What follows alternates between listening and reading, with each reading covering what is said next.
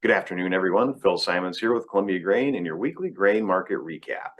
Well, the headlines continue to drive the market in a whipsaw type action with some just massive trading ranges hitting the markets once again this week. The biggest headline that continues to drive the markets around has been centered around the Russian and Ukraine war. Really, the latest on this has Putin, along with the Turkish president, plan to meet to discuss the safe passage agreement at a meeting early next week. Now, both parties have criticized the working of the plan so far, saying that not enough grain has moved to poorer countries.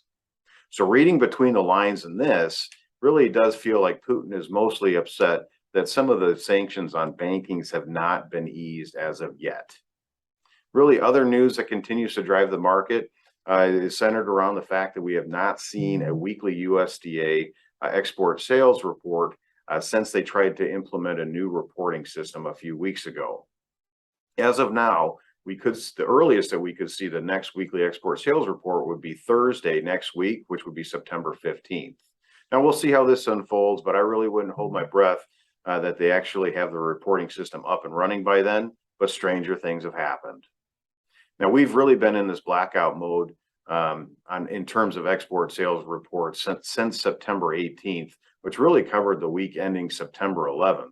But we have been seeing daily flash sales announcements still that have been hitting the wires.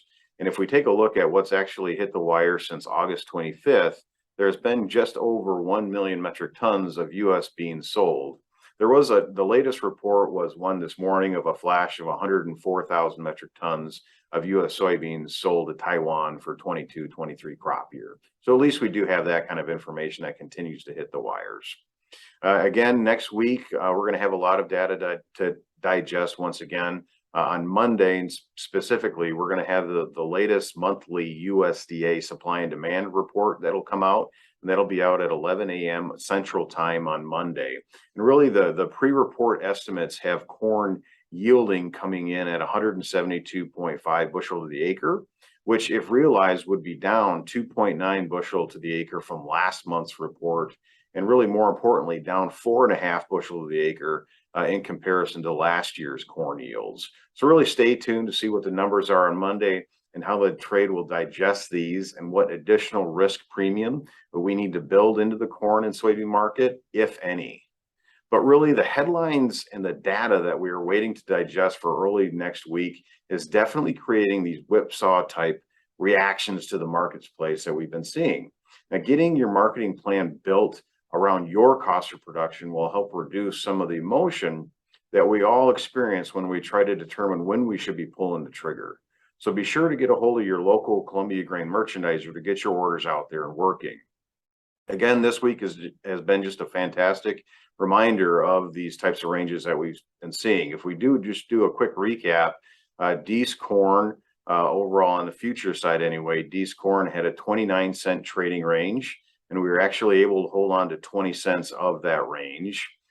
New crop beans, Nova beans felt like they were all over the place this week, and they did have a 59-cent range, but when the dust settled today, they actually net lost 3 cents from where we opened up on Tuesday.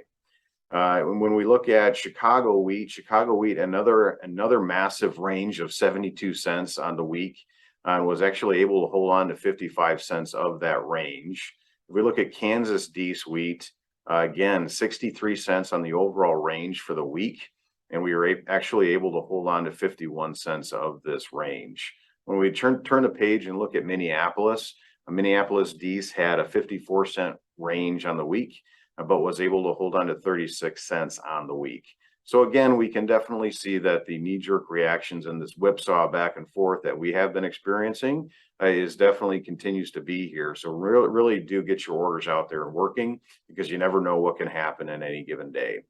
And remember, the facts are priceless and opinions are worthless. Have a great weekend, everyone. We'll talk with you next week.